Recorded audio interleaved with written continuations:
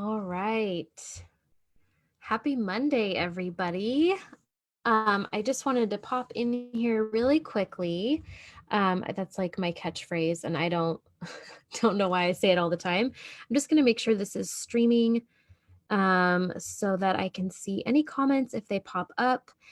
Please feel free to comment or ask questions while I'm sharing today. But I wanted to share with you guys some ways to get unstuck and how to get the most out of this group. So, when you requested to join, I asked, some questions about what's the biggest problem that you're having with your hormones right now. I try to private message everybody to check in with you. The reason I do that is to make sure that I'm actually sending you to the content that's appropriate for you. Because we have a ton of content in this group, and I know how overwhelming that can be. So, if you have not received a message from me, I want to show you really quickly how you can um,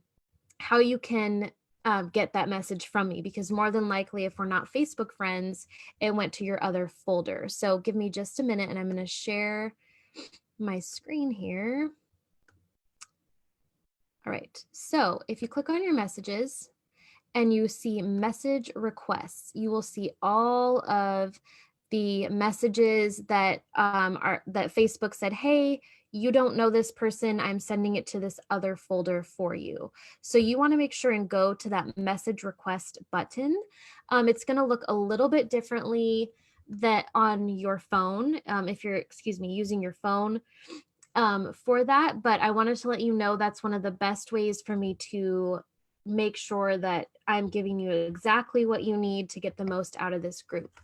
The other thing, so it can feel very overwhelming when you're like, I know my hormones are out of balance. I'm having PMS, I'm having hot flashes, I'm having mood swings, I'm having really heavy, painful periods. I don't know where to start. So we've started organizing everything by units. So if you're curious about what to do for mood swings, you can click on the unit that says mood swings, and you'll see all of the content related to that up until this point. If you are wanting to learn about hot flashes or digestion, if you notice that your digestion gets really funky around that time of the month, then this would be where you would go for that. Understanding your cycle. So these are like really basic how to know what's going on with your cycle. And then we also have all the recipes up until this point, which we try to post weekly recipes that are balancing for your hormones and your mental health. So if you really are struggling with anxiety and depression around that time of the month, this would be where you would go. The other thing that you can also do is see here this search bar.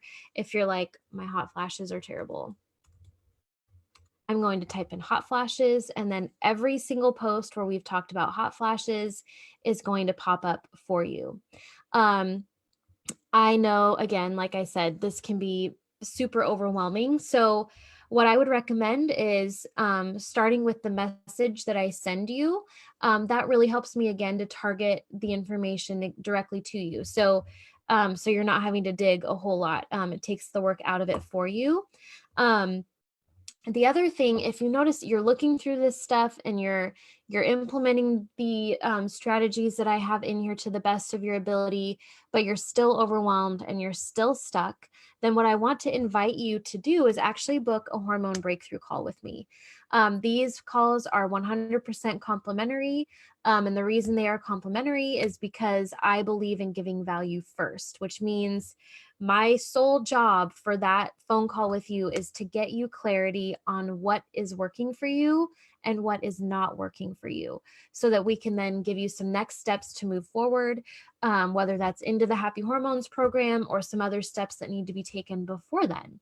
So those, again, I only have a few spots left for the rest of this month where I'm available to take calls and answer those questions for you, but those are always available. I just wanted to make sure that you guys knew how to utilize the group and get the very most out of it, okay? The other thing that I wanted to talk today about is kind of actually a totally separate topic, but it's something that I think is really important and is not talked about enough. And that is, I'm going to stop the screen share here because we don't need that anymore. That is actually why things are worse after you go off birth control. So, and I know that your birth control method of choice is a very personal decision. So I'm not here to judge ethics. I am not here to judge your relationship with your spouse. I am not here to any of that. I am here to share with you the science and what the data shows, and you then get to make an informed decision. So, birth control in the form of pills, IUDs, creams, shots, etc., actually aim at shutting down your body's natural response and natural hormone production. Um, a lot of us are put on birth control not to actually prevent pregnancy, but actually to stop our symptoms. And so, what happens when we do that is actually called suppression, which is a forced pressing down. If you were to look up the actual dictionary definition, it would be something of that nature, a forced pressing down of symptoms. So, to back that up, when we have hot flashes, when we have night sweats, when we have mood swings, when we have vaginal dryness that makes intimacy painful, when we have really bad hormonal acne, when we have anxiety or depression around our cycle or migraines, those are all your body saying, hey, whoa, something is not right here. We need to fix this. The problem is that our culture has so trained us to believe that this is just a normal part of the female experience that we just have to accept. We have to accept all of these painful things. We have to accept that, you might have postpartum depression after your baby's born, or that, you're going to just be really, really crabby and snappy and mean before your cycle, or accepting the migraines and that you can't work during them because they're so uncomfortable and painful, or you're ruining your relationship with your spouse because you don't want to be intimate because it's so painful for you.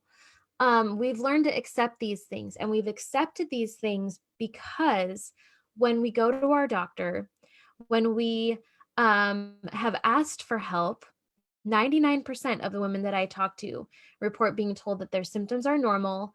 They're only offered pharmaceutical medications or surgery, or alternatives that they don't feel comfortable with, and their symptoms are minimized. Well, you're aging, you're in perimenopause. This is just what it's going to be for you.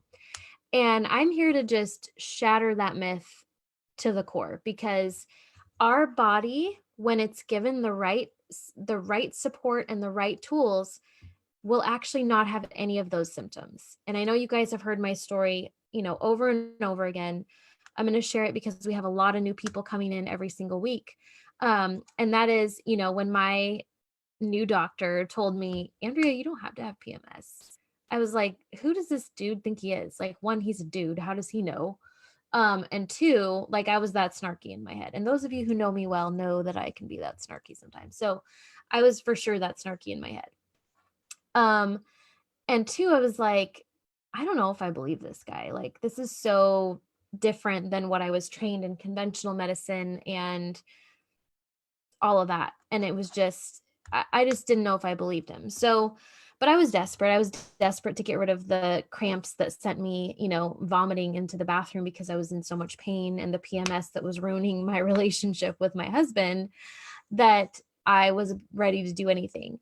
So one of the things that he shared with me, and as I began to dig into the research after my conversation with him, and even more research has come out since then, because that was about 8 years ago, that birth control silences your hormones. So the normal ebb and flow that happens with your hormones begins to be a forced process. Again, whether it's the shot, the pill, the IUD, aside from barrier methods, all of those have a profound impact, not just on your hormones, but on the health of your whole body, and can actually lead you to experience worsening of symptoms later on, like an increased risk of cancer, an increased risk of really, going through menopause and being extremely uncomfortable during that time.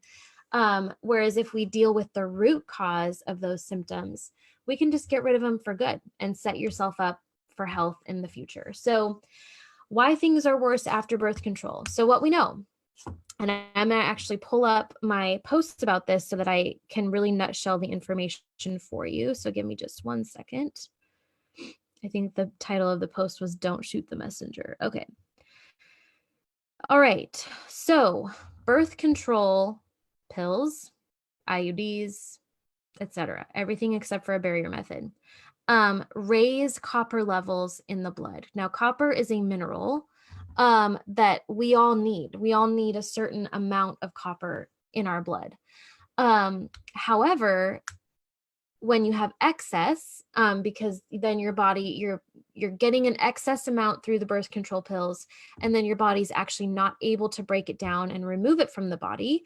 Copper raises estrogen. What is the number one cause of female reproductive cancers? Excess estrogen. Estrogen then, so copper raises estrogen, estrogen raises copper, which then raises estrogen even more. Copper then depletes zinc and iron. So zinc and iron are essential minerals that impact your mood and your ability to maintain a pregnancy later in life. So if you've been on birth control and then weren't able to get pregnant, that is a potential risk factor or cause for you. Copper also aggravates the body's ability to use B vitamins. Now, this is really, really, really, really important. I want everybody to get this. B vitamins are the building blocks of your neurotransmitters. Your neurotransmitters are like serotonin, dopamine, etc., that keep you feeling really good and balanced throughout the month. This is also a reason why, if you've ever been on birth control and then you have postpartum depression or postpartum anxiety, this is a huge reason why women develop postpartum anxiety after giving birth if they've been on birth control, because we never balanced out those neurotransmitters after going on the pill. Okay, so copper aggravates, or I would say diminishes, your body's ability to use those B vitamins, which again are the building blocks of your neurotransmitters, your happy mood neurotransmitters, which again, we need those. They're the mood boosting chemicals in your brain. Excess copper over time leads to an increase in PMS symptoms, migraines, chronic fatigue, and can cause psychiatric symptoms in some people. So again, PMDD, postpartum psychosis, all of those things are linked to copper toxicity and estrogen dominance. So why is no one talking about this? I don't know. I don't know why no one's talking about this. I don't know why physicians aren't talking about this. I don't know. I'm not going to judge that. But there's a lot of really good data out there, hard scientific data, not random blogs, etc., that are legit, will back this up. So how do we fix it? So what happens when we have this excess estrogen, excess copper cycle going on? We have to get the excess estrogen out of the body. How do we do that? We do that by making sure that we are staying hydrated, that we are getting enough fruits and vegetables that actually allow us to poop out the excess estrogen. We make sure that we are avoiding toxins, because toxins in the form of pesticides, herbicides, chemicals in our food like GMOs, plastics, so like drinking out of plastic water bottles, all of those things lead to an increase in estrogen and toxic load in the body. And then your liver and your digestive tract just cannot keep up. So this is something that I teach more in depth in our webinar that we have coming up at the beginning of May. But I wanted to share with you, if you're stuck, like if you just don't know, like you don't know, you've looked through the modules and you're still stuck. You're implementing the skills, but you're still stuck. It's likely that you're missing a few key pieces that I would love to help pinpoint for you. So if that's you, then I want you to type in the comments, that's me, and I will reach out to you and make sure that we set up a time to chat and figure out what exactly the issue is. But I want you to know that it is totally reversible. If you have not been the same since being on birth control in any form, if you had severe postpartum depression and anxiety, and you recovered from it after the baby a little bit, but now you're still having depression and anxiety around that time of the month, then that's a really good cue that we didn't bounce out the neurotransmitters, we didn't get our B vitamins to where they needed to be. And there's a lot that we can do to fix it. I am a testimony of this. My clients are a testimony of this. And I really just want to help you get unstuck. So I hope that this helped you. I hope that this gave you some pointers on how to use the group. Again, if you're new to the group, make sure to check your other messages. That's one of the best ways for me to make sure that you're getting the content that is most appropriate and helpful for you. And if you're ready to get unstuck, then make sure to type in "that's me" in the comments, so that I can help you. All right. I hope you are having a wonderful Monday, and we will be in